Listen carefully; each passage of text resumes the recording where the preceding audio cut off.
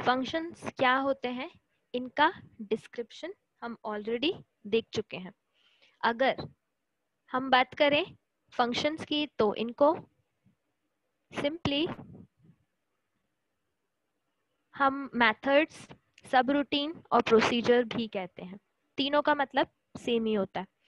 अब आज बात करते हैं एग्जैक्टली हमें फंक्शन की नीड क्यों है, ठीक है, और किस तरीके से हम C++ में फंक्शंस को यूज कर सकते हैं। Basic examples without returning value मैंने आप लोगों को फंक्शन के साथ में बताया है, ठीक है। आज हम C के अलावा C++ में फंक्शंस में क्या नया है ये डिस्कस करेंगे। तो ये पहले आप लोगों ने नहीं देखा होगा, इसलिए थोड़ा सा ध्यान से आप लोग इसको समझना। चलिए स्टार्ट करते हैं। यस, तो बेसिकली हम बात करें फंक्शंस की, तो फंक्शंस को हमने दो कैटेगरीज में डिवाइड होना देखा था, यूजर डिफाइंड और प्री डिफाइंड फंक्शन। फंक्शन को किस तरीके से डिफाइन करना पड़ता है हमें, ये भी हम देख चुके हैं। अब मैं आप लोगों को उस दिन लास्ट क्लास में ये समझा रही थी कि फंक्शन को कैसे डिक्लेयर किया जाएगा, यानी कि बेसिकली फंक्शन का डिक्लेरेशन क्या होता है।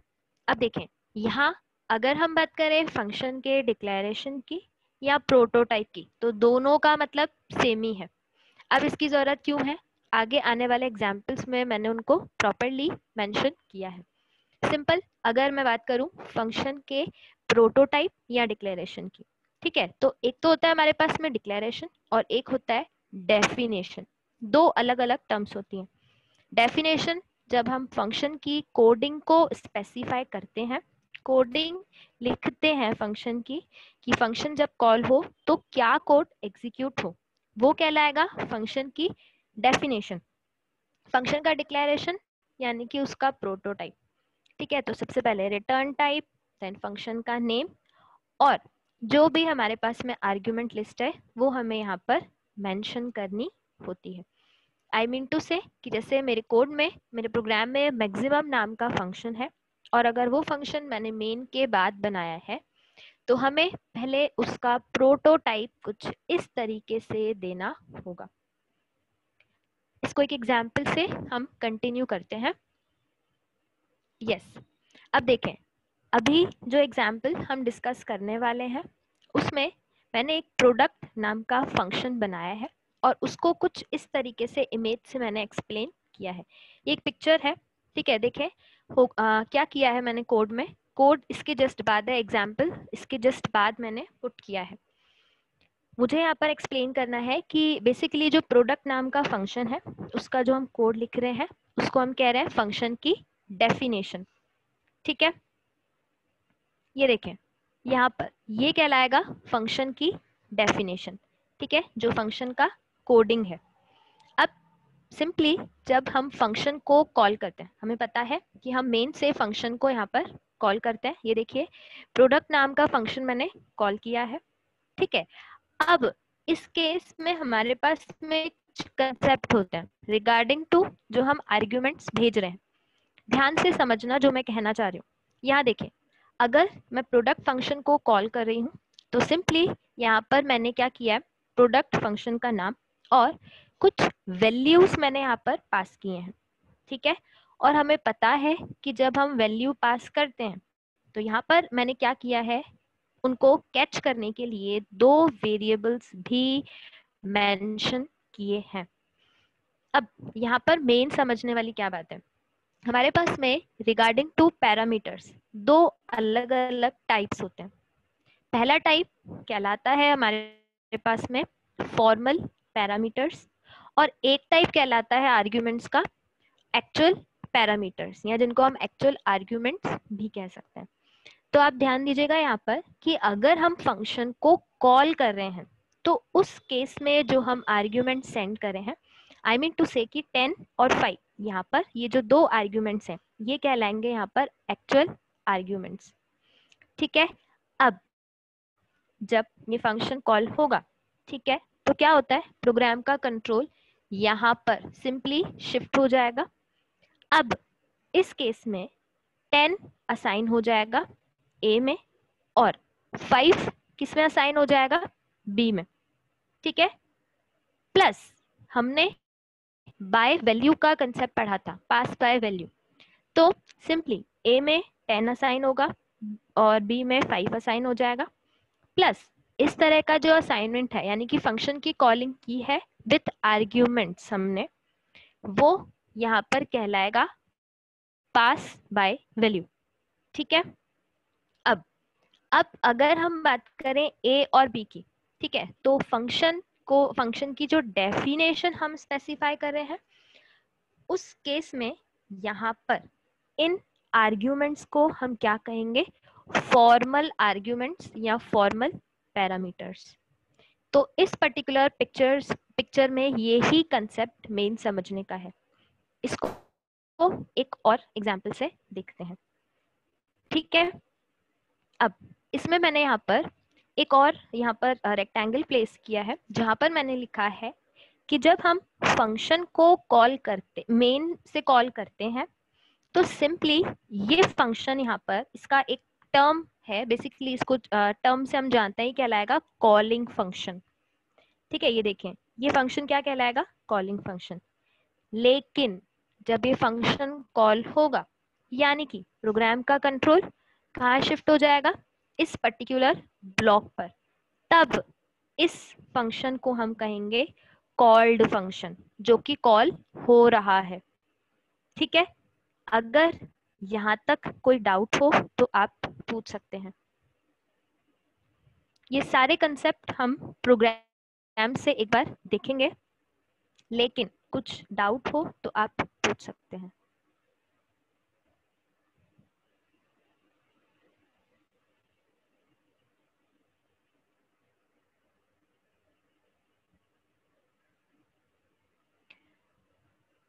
ओके, अब आगे प्रोसीड कर रहे हैं हम।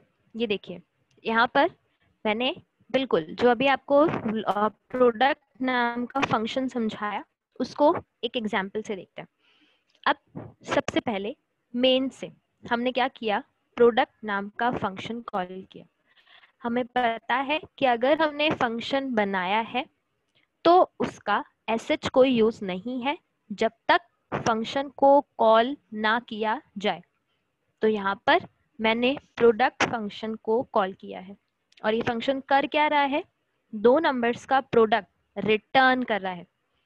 तो अब यहाँ पे आप ध्यान दीजिएगा कि जब कोई फंक्शन वैल्यू रिटर्न करता है, या तो उसकी वैल्यू को हम किसी वेरिएबल में असाइन कर सकते हैं, या फिर डायरेक्टली सी आउट के साथ हम उसको प्रिंट करवा सकते हैं।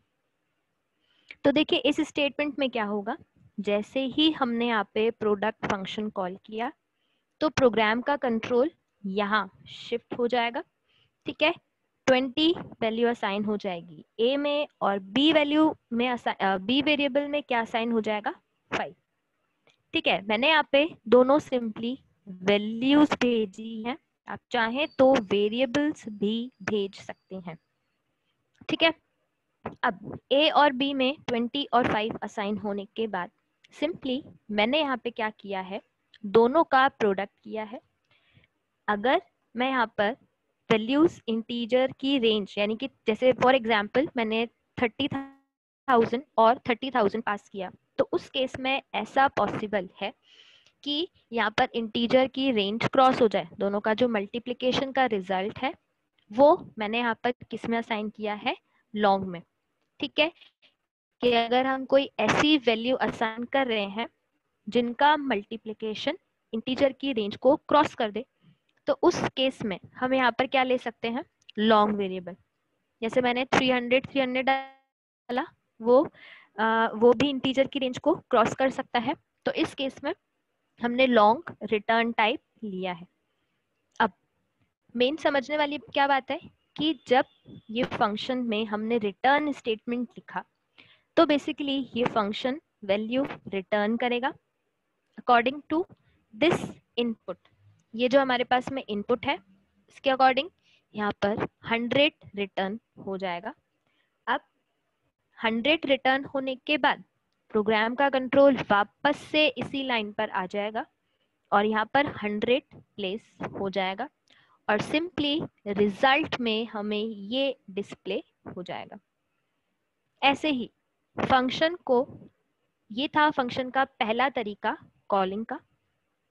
अब अगर फंक्शन वैल्यू रिटर्न कर रहा है, ठीक है, तो हम किसी वेरिएबल में भी उसकी वैल्यू को फेच कर सकते हैं।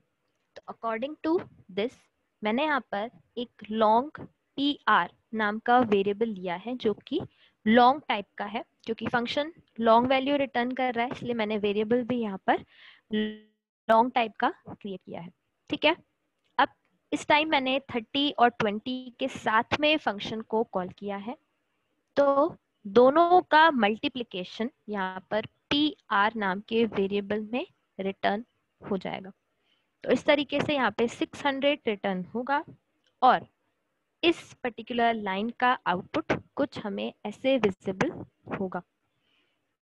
ठीक है, इस एग्जाम्पल में नया क्या था, हमने ये देखा कि हम काउट के साथ भी जो रिटर्निंग फंक्शन की वैल्यू है उसको प्रिंट करवा सकते हैं।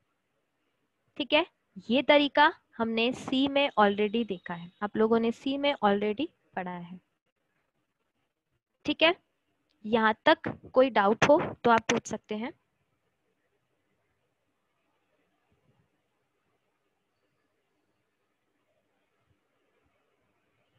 यस, इसके बाद हम आगे प्रोसीड कर रहे हैं।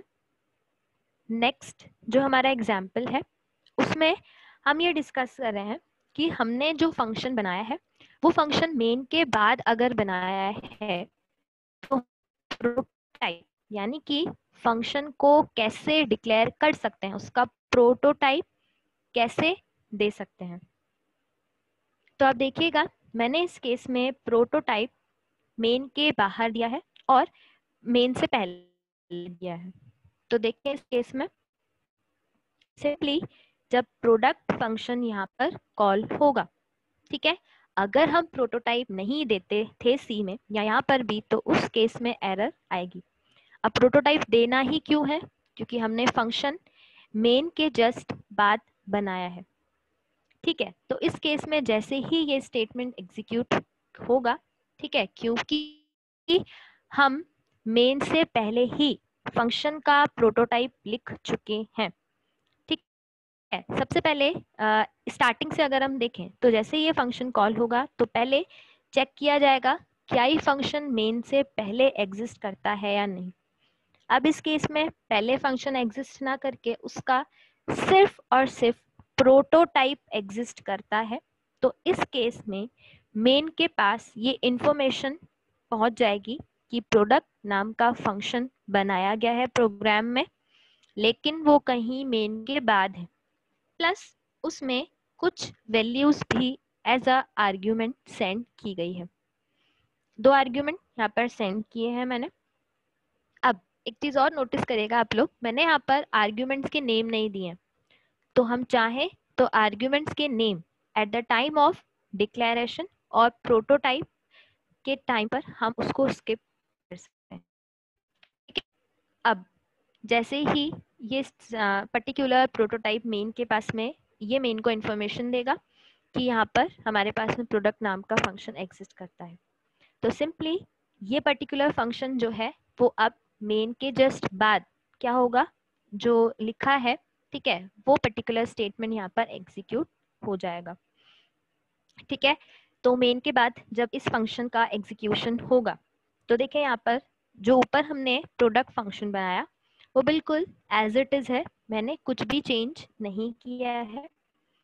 ठीक है, और अगेन 20 और 5 वैल्यूज ही पास की हैं, और अगेन यहाँ पर देखिए पास बाय वैल्यू का ही एग्जाम्पल है, यानी कि 20 कॉपी हो जाएगा ए में और बी में क्या कॉपी हो जाएगा, इस केस में 5।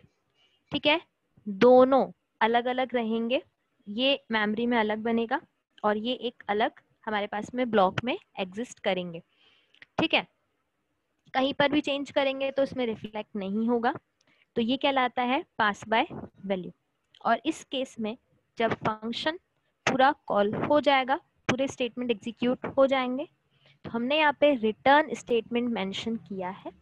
दैट मीन्स ये फंक्शन वैल्यू जो रिटर्न कर रहा है उसको हमने कुछ इस तरीके से सी आउट के साथ में डिस्प्ले करवाया है, ठीक है। और इस केस में प्रोग्राम का जो आउटपुट है वो कुछ इस तरीके से हमें विजिबल होगा। अब यहाँ तक कोई डाउट हो तो आप पूछ सकते हैं।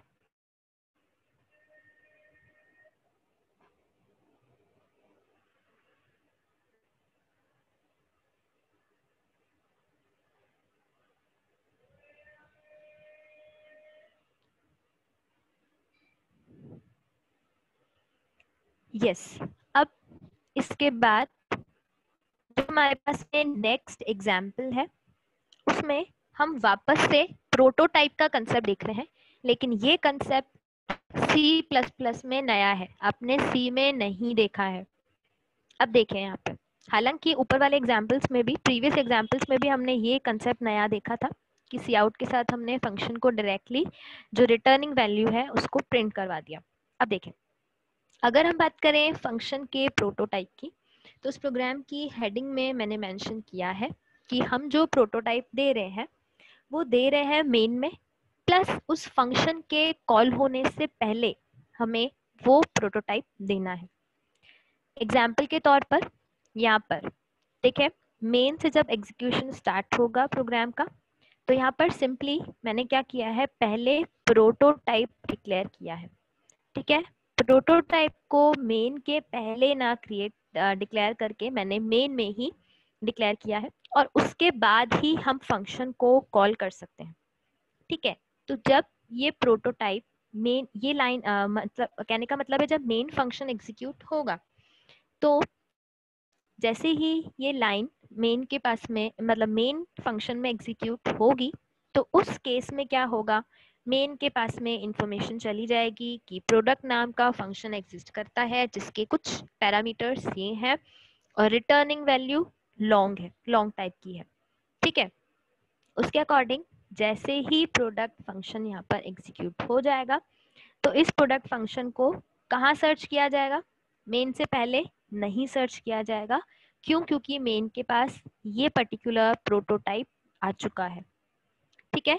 तो दैट मीन्स इस फंक्शन को मेन के बाद सर्च किया जाएगा, और ये फंक्शन यहाँ पर मिल जाएगा मेन को, तो सिंपली ये फंक्शन यहाँ से एग्जीक्यूट होगा, ठीक है। प्रोग्राम का कंट्रोल पहले यहाँ शिफ्ट होगा, लाइन बाय लाइन पूरी कोडिंग एग्जीक्यूट होने के बाद जो सिंपल रिटर्न वैल्यू है, ठीक है, रिटर्न स्टेटमेंट के थ्रू ये वैल्यू यहाँ पर आकर रिटर्न हो जाएगी, ठीक है। ये प्रोग्राम एग्जीक्यूट होगा और रिजल्ट यहाँ पर कुछ इस तरीके से कि product of two numbers equal to 100 display हो जाएगा। अगेन ये फंक्शन की डेफिनेशन है और ये फंक्शन का डिक्लेरेशन या प्रोटोटाइप कह सकते हैं। यहाँ तक कोई डाउट हो तो आप पूछ सकते हैं। इस पर्टिकुलर 84 प्रोग्राम में हमने ये देखा है कि प्रोटोटाइप हम फंक्शन मेन के अंदर भी डिक्लेयर कर सकते हैं।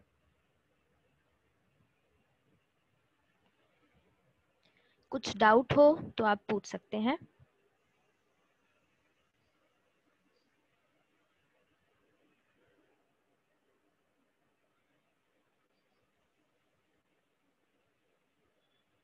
यस, अब आगे प्रोसीड कर रहे हैं हम लोग। अभी मैंने आपको एक्सप्लेन किया कि पैरामीटर्स हम किस तरीके से डिफाइन करेंगे। एक्चुअल और फॉर्मल दो तरह के आर्ग्यूमेंट या पैरामीटर्स होते हैं, ठीक है। किसको फॉर्मल कहते हैं और किसको एक्चुअल कहते हैं, ये अभी मैंने आपको एग्जाम्पल के थ्रू एक्सप्लेन किया, लेकिन थ्योरी के पॉइंट ऑफ व्यू से भी मैंने यहाँ पर पुट किया है। तो थ्योरी एक बार आप देख लीजिएगा। ये थ्योरी मैं आप लोगों के इस डॉक्यूमेंट में इसलिए मेंशन करती हूँ कि अगर थ्योरी क्वेश्चन आए, ठीक है, तो आप इन कंसेप्ट को या इन स्टेटमेंट्स को यहाँ से यूज कर सकते हैं। अब इनको मैं रिपीट नहीं कर रही क्योंकि मैंने अभी आपको ऊपर इमेज से एक्सप्लेन किया था कि क्या मतलब है। अब आगे अगर हम प्रोसीड करें तो नेक्स्ट है हमारे पास में एग्जाम्पल, एरे किस तरीके से फंक्शन में पास किया जाएगा, और ये उसी के रिगार्डिंग एक सिंपली इमेज है। तो सबसे पहले एक एग्जाम्पल देख लेते हैं हम लोग, फिर इस पिक्चर को यहाँ से समझेंगे। अब हमें पता है कि एरे की अगर हम बात करें तो एरे हमारे पास में पास बाय रेफरेंस होता है, लेकिन यहाँ पर थोड़ा सा वेरिएशन है पास बाय रेफरेंस के केस में। देखें किस तरीके से क्या होता है, देखते हैं। अब मैंने इस प्रोग्राम में सबसे पहले एक मैक्रो डिफाइन किया है, और सिंपली साइज नाम का मैक्रो है और उसकी वैल्यू है 6। तो अब यहाँ पर समझने वाला जो मेन कंसेप्ट है वो देखते हैं हम लोग। सबसे पहले मेन में मैंने एक एरे क्रिएट की है बी नाम की, और हमें पता है यहाँ पर हम सिंपली मैक्रो डिफाइन मतलब मैक्रो पुट कर सकते हैं। अच्छा, यहाँ पर उस दिन वैभव आपने एक क्वेश्चन भी पूछा था कि क्या हम यहाँ पर मैक्रो लिख सकते हैं क्या? यस, तो इसका आंसर है हाँ, हम मैक्रो यहाँ पर लिख सकते हैं, और हम चाहे तो वेरिएबल क्रिएट करके भी यहाँ पर पुट कर सकते हैं। कहाँ पर? इनिशियलाइजेशन के टाइम। प्लस और मैक्रो में हमें यहाँ पे जैसे इस तरीके से साइज +1 करना हो तो वो भी पॉसिबल है। ठीक है, तो ये वैभव आपके क्वेश्चन का आंसर था। यस, अब आगे प्रोसीड करें।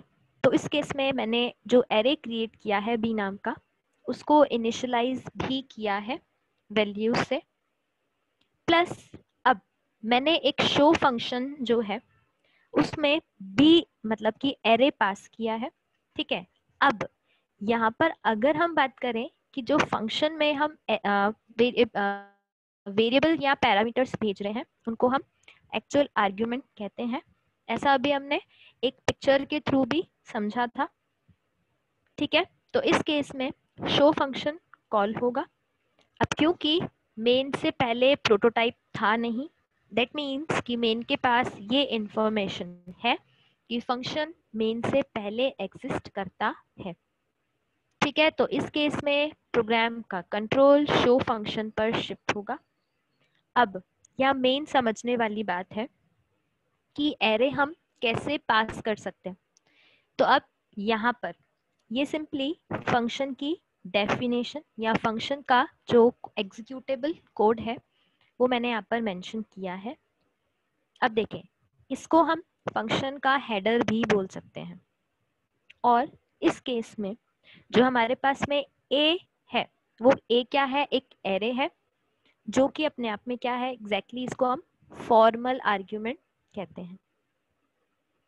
अब इस केस में जो ए हमने यहाँ पर कैच किया है, ये किसको कैच किया है हमने यहाँ पर? देखें, हमने यहाँ पर बी एरे को सेंड किया था, ठीक है, पास किया था।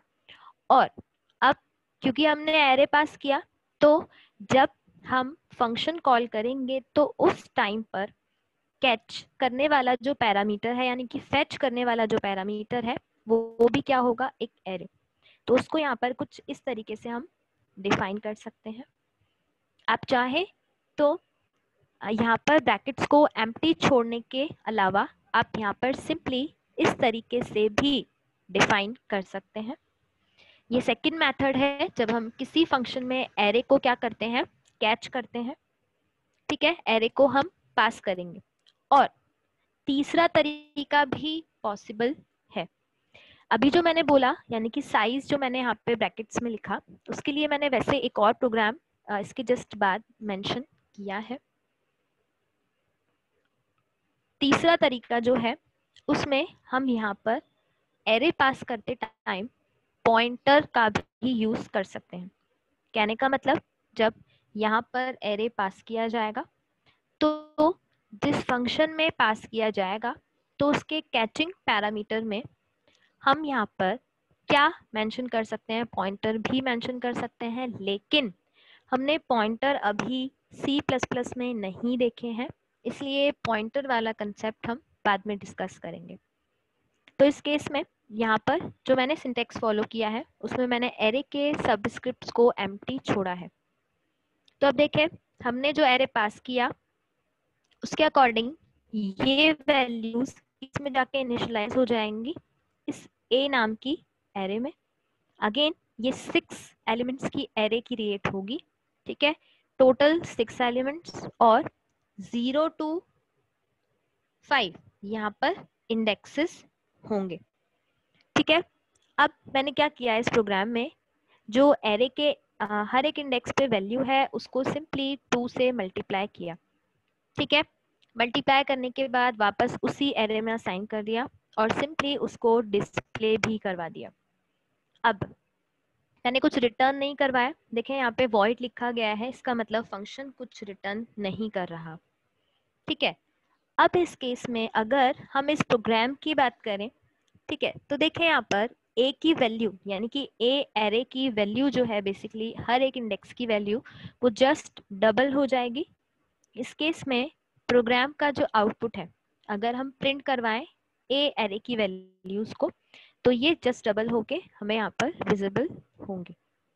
अब इस प्रोग्राम में मेन समझने वाली बात क्या है कि जब ये फंक्शन पूरा एग्जीक्यूट हो जाएगा, ठीक है, तो प्रोग्राम का कंट्रोल जब वापस से मेन में शिफ्ट होगा तब उस केस में ये कोड एग्जीक्यूट होगा। तो उस केस में अगर हम बी एरे को भी डिस्प्ले करवाएं तो क्या होगा, बी एरे में भी यही वैल्यूज चेंज होकर असाइन हो जाएंगी। तो उस केस में जो ए एरे की वैल्यूज थी वही बी एरे की वैल्यूज हो जाएंगी। और ऐसा ही हमने पहले पास बाय रेफरेंस के एग्जाम्पल में देखा था।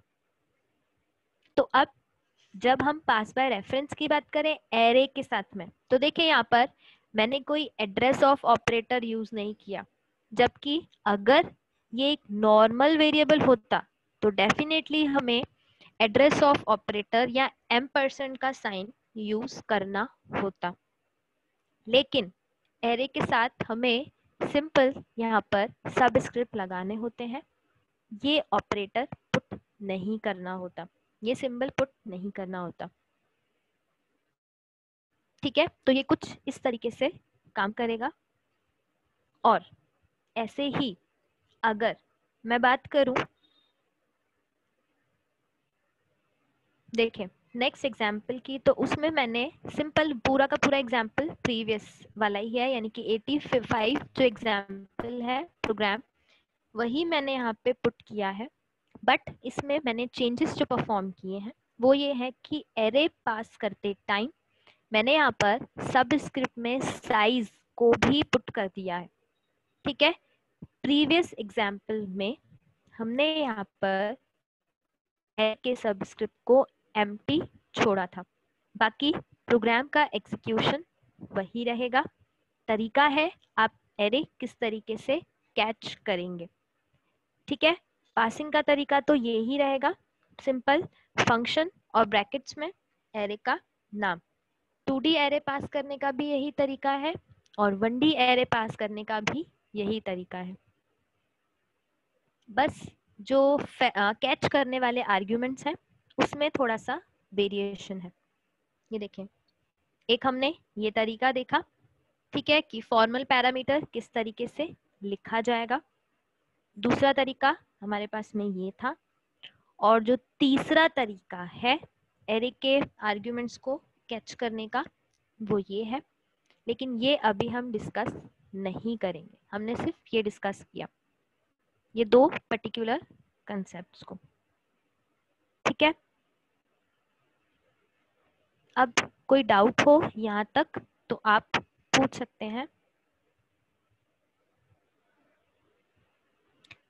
इस प्रोग्राम का एग्जीक्यूशन बिल्कुल सेम ही होगा जो मैंने अभी आपको इससे जस्ट प्रीवियस एग्जाम्पल में एक्सप्लेन किया। हमने मेन से अगेन शो फंक्शन को यहाँ पर कॉल किया है और एरे पास किया है। कोई डाउट हो तो आप पूछ सकते हैं।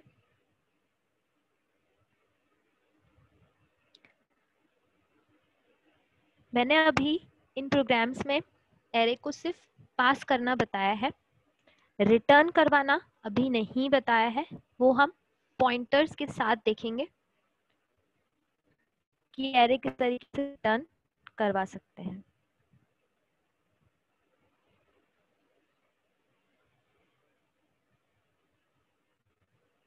कोई डाउट हो तो आप पूछ सकते हैं।